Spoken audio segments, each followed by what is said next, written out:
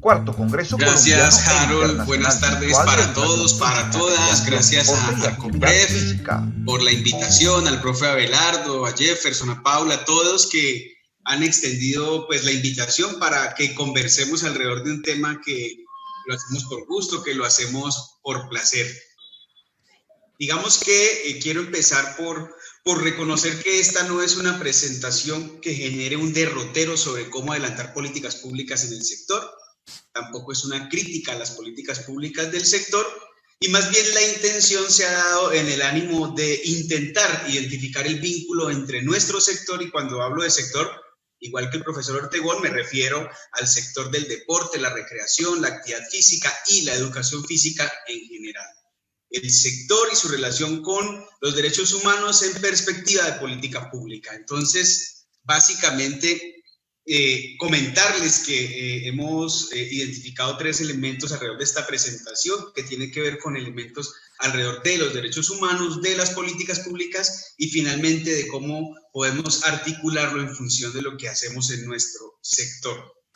Rápidamente, entremos en materia entonces, porque cuando hablamos de derechos humanos, pues lo más recurrente, digamos, es lo que se nos viene a la cabeza cuando uno está en los auditorios, cuando trabaja con las comunidades, es la defensa misma de los derechos después de la Segunda Guerra Mundial. Pero cuando empezamos a revisar en la historia lo que significan los derechos humanos y lo que hoy trae consigo la defensa de los derechos humanos, identificamos que en general se pueden plantear 3 aspectos fundamentales de los derechos humanos, que son entonces libertades, facultades o valores básicos necesarios para que una persona, producto de su naturaleza y de su condición humana, tenga condiciones dignas de vida.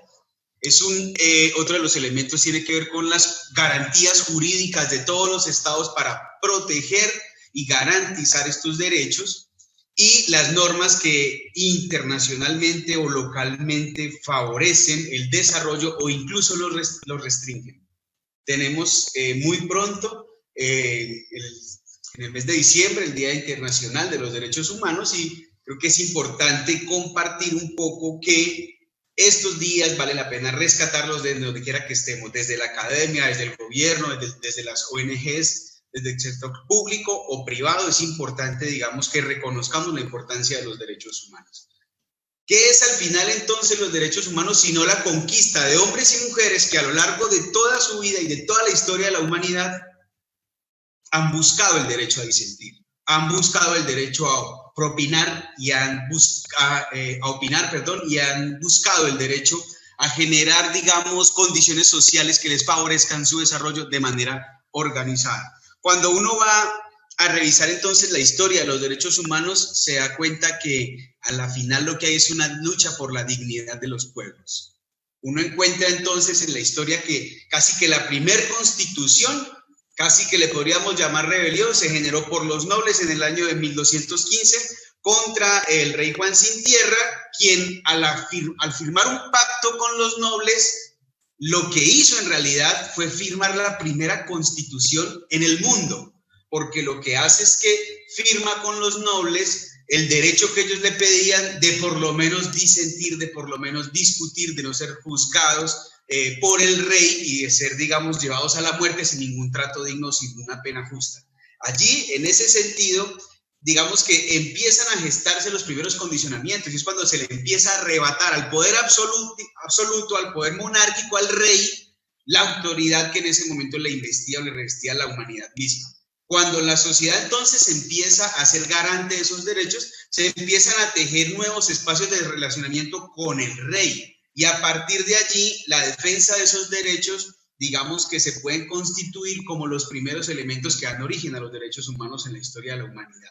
Posteriormente, el primer habeas corpus que se da en Inglaterra en 1679, lo que nos dice es que toda persona tiene derecho a un juicio, y entonces las garantías necesarias para estar en un juicio que después pueda o no llevarse a la privación de la libertad son fundamentales a la hora de establecer una relación con los gobernantes, en este caso con el rey Carlos II. Y después, digamos que la Declaración de los Derechos como un memorial de agravios, por allá en la Alta Edad Media de 1689, cuando también los eruditos de esa época, los nobles, digamos, empiezan al ejercicio de reivindicarse en ese entonces con el rey Jacobo XI, de, digamos, disentir de la forma en que los gobernaba. Y con el nuevo, digamos, reinado lo que hacen es proponer un respeto al parlamento integrado por los nobles o por los grandes, digamos, figuras representativas de la época, de tal modo que ellos pudieran en una corte, lo que hoy conocemos como un congreso, discutir. Finalmente, algunos de los antecedentes más recientes tienen que ver un poco con la Declaración de Independencia de los Estados Unidos. Entonces, lo que hace es que se separa del Reino Británico y nuevamente encontramos allí una posición de defensa de la libertad, de defensa de la autonomía, de defensa de la autodeterminación.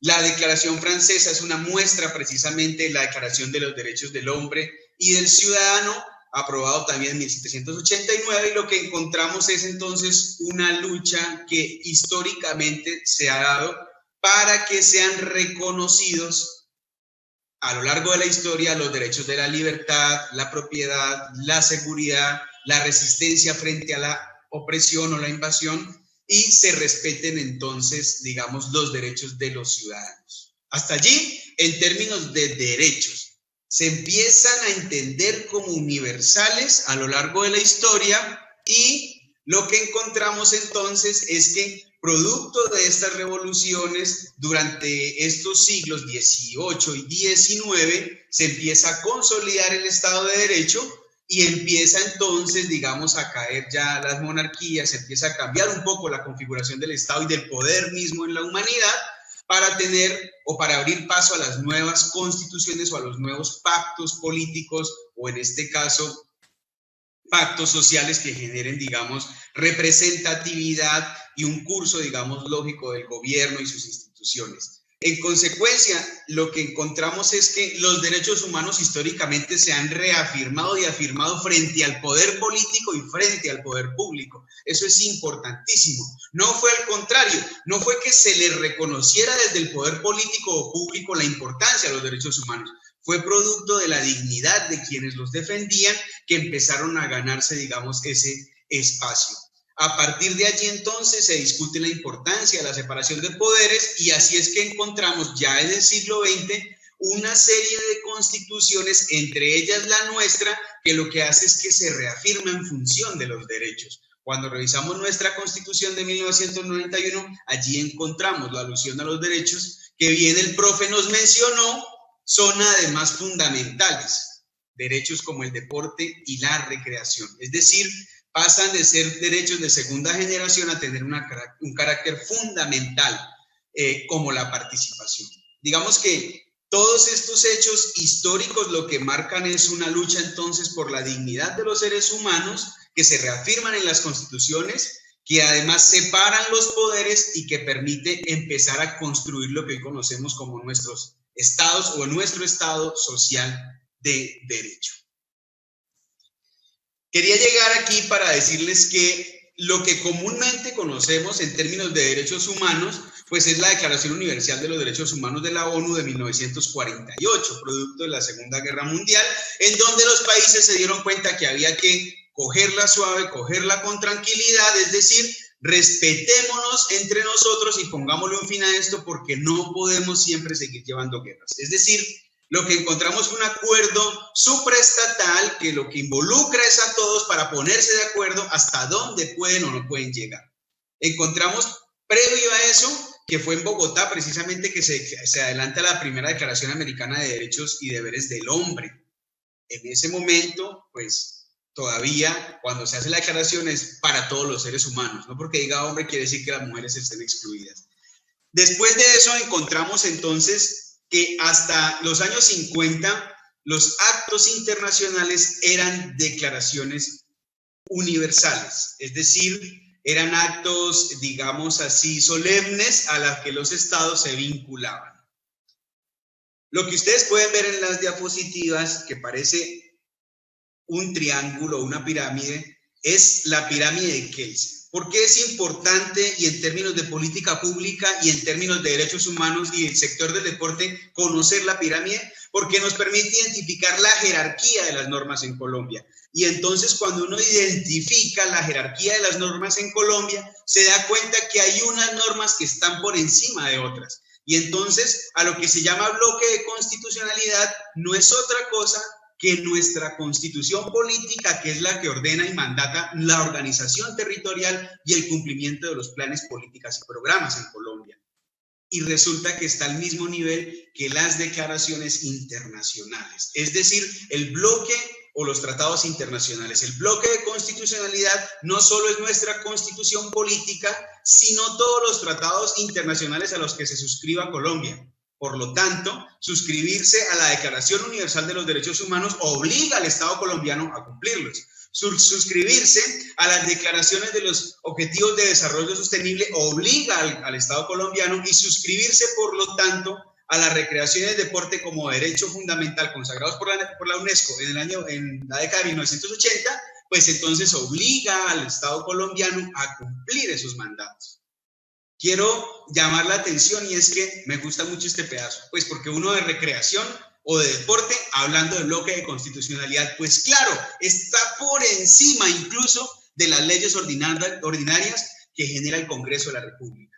Está por encima de los decretos presidenciales, está por encima de los decretos de gobernadores, de alcaldes. Cuando uno revisa entonces la pirámide de Kelsen, se da cuenta que después del bloque de constitucionalidad encontramos la ley 181 del deporte, que es una ley ordinaria del Congreso de la República, y encontramos una serie, digamos, de normatividad que también sea en un orden, las estatutarias, las orgánicas, las ordinarias, y los decretos con fuerza de ley o legislativos del presidente de la República. Porque es importante, digamos, que tengamos claro el ordenamiento jurídico colombiano, porque le permite a uno saber con qué actor entenderse y, por ejemplo, identificar dónde se pega nuestra política pública. La actual política pública nacional del deporte y la recreación es una resolución, y por tanto es una resolución, está en el último eslabón de la cadena, porque hace parte de un ministerio, y con todo respeto, vuelvo e insisto, no quiero criticar el acto administrativo per se, sino que en tanto no tiene fuerza de ley, ¿sí?, no se vuelve tan vinculante. Entonces, yo quiero llegar al punto en que hoy, por ejemplo, en Colombia, y como lo decía el profe Ortegón, a raíz de la pandemia, pareciese que algunos derechos se suspenden. Resulta que hay un dato bien interesante, y es que la misma Constitución nos dice que aún en estado de excepción, los derechos no se suspenden, y mucho menos los derechos humanos y los derechos fundamentales, y el deporte, la recreación, la actividad física y la educación física, que son sino un derecho fundamental interrelacionado, interconexo con los demás derechos. Entonces, cuando uno se para desde esa lógica, dice, caramba, lo que ha pasado en Colombia es que apenas si estamos comprendiendo y atendiendo la lógica y la importancia de los derechos, y de que nuestro sector es un derecho fundamental en igualdad de condiciones, jerarquía, respecto a los demás derechos que hacen parte entonces de ese bloque de constitucionalidad y que son conocidos como derechos de primera, segunda y tercera generación. Las características que encontramos entonces en el marco de los derechos humanos es que están interrelacionados, como les mencionaba, que son imprescriptibles. Nadie, digamos, puede perder la validez, nadie puede tampoco prescindir de su derecho, es inviolable, es universal, son necesarios para la paz, son inalienables, nadie lo puede quitar, vender, negociar. Yo tengo 2 derechos, tengo el tuyo con los de todo Arcopref, entonces tengo 120 derechos. No, resulta que son de la persona por su condición humana, ¿sí? Y allí, pues claro que uno va a encontrarse representaciones e imaginarios de los derechos humanos. Hay quienes dicen que los derechos humanos son un invento de los estados superiores para atropellar a los estados más vulnerables o más pequeños, o que son inventos de unos sectores de izquierda para arremeter contra el establecimiento gobernado, digamos, por sectores de la derecha. Hay quienes dicen que los derechos humanos son una excusa para invadir territorios. Hay quienes dicen al contrario, que los derechos humanos son procesos organizativos de los sectores más vulnerables de la sociedad para defender su autonomía, su territorio y sus capacidades. En todo caso, los derechos humanos, de la mano del deporte y la recreación, lo que buscan precisamente es generar procesos de sostenibilidad, sustentabilidad, desarrollo, paz y sobre todo felicidad. Ya ahorita me estoy como adelantando, pero les digo por qué. Vamos entonces a identificar aquí que producto de la Declaración de Viena de 1993, estos derechos son para todos los seres humanos, universales, indivisibles, interdependientes. Recuerden, uno y otro van interconectados, interrelacionados. Sin el derecho al deporte, no hay derecho a la salud. Sin el derecho a la salud, no hay derecho a la educación. Y algo fundamental y determinante, sin el derecho a la vida, ¿para qué derechos? Hemos visto cómo recientemente, nada más el día de ayer, asesinaron 4 personas en otra masacre en el municipio vecino de Jamundí, aquí nomás al lado de Cali, los 9 de Samaniego, los del Cauca, los de Llano Verde. Sin vida, ¿para qué derechos? Después de la vida, los demás derechos están en igualdad de condiciones, siendo que incluso el derecho a la participación es de los más importantes porque es el que moviliza los demás derechos en tanto las personas aprenden, comprenden y participan de las decisiones públicas. Son inherentes a los derechos humanos, a las personas precisamente por la condición humana, traspasan los estados, incluso obligan al Estado de Derecho. Hay quienes dicen que los derechos humanos están por encima de los estados y su soberanía, por lo tanto no pueden violarse ni, digamos, limitarse.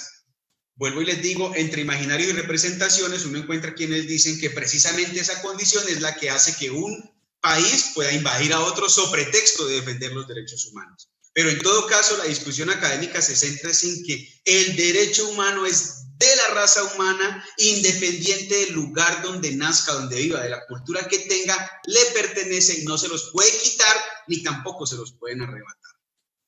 Cuando uno va a ver entonces cuáles son los derechos humanos, se da cuenta que se clasifican, como bien les decía, de primera, segunda y tercera generación, y que inicialmente nosotros nos encontramos en la segunda generación como derechos sociales, dentro de ellos deporte y recreación, pero como bien ya explicó el profe Ortegón, producto de la sentencia de la Corte Constitucional, se convierten en derechos fundamentales. Es decir, los derechos humanos es lo que comúnmente nos encontramos en el territorio donde vivimos, llámese ciudad, distrito, municipio, el derecho a la salud, a la educación, a una vivienda digna, al deporte, a la recreación, a la cultura, a la información. Todos son derechos humanos y tienen estas, digamos, categorías o generaciones. Es, por lo tanto, en política pública de derechos humanos, una obligación de los estados respetarlos, protegerlos y hacerlos cumplir o hacerlos efectivos. Entonces, recuerden, los derechos humanos, ¿qué son? Sino un lenguaje común para toda la humanidad. Y antes de pasar a la siguiente diapositiva, no estamos incluso en tercera generación, tenemos derechos humanos de cuarta, quinta y sexta generación. Un derecho humano de cuarta generación, muy conocido, el derecho a la ciudad, por Dios, o sea, tenemos derecho a vivir, a sentir, a pensar y a desarrollar nuestros proyectos de vida en la ciudad. Cuando uno va a ver entonces ahora esta franja ya de la política pública, ¿sí?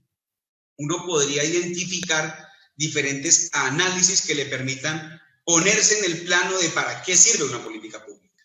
Yo quiero decirles que, digamos que hace parte de la ciencia política, ¿sí? Realmente es desde la década de los 50 más o menos que empieza a formularse, a proyectarse, a discutirse en la academia qué es eso de las políticas públicas, y hoy se discute todavía su integración como disciplina dentro de la ciencia política. Tenemos, digamos, algunos actores internacionales que nos indican, nos precisan qué es una política pública, pero en general uno encuentra cuando hace análisis de política pública que se entiende esta es como un proceso interactivo, como un proceso que involucra la toma de decisiones y sobre todo toma de decisiones públicas, ¿para qué?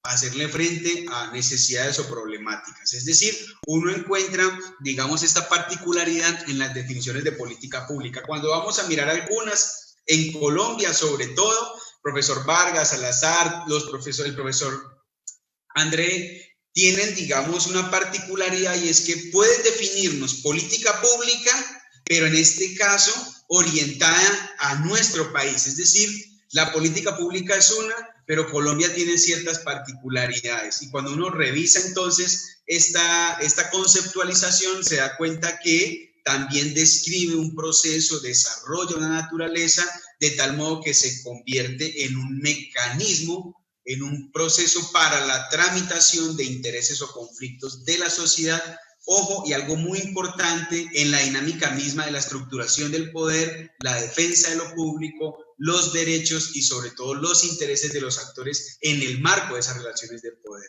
Entonces uno encuentra que al final lo que buscan es de alguna u otra manera resolver o tramitar una situación problemática.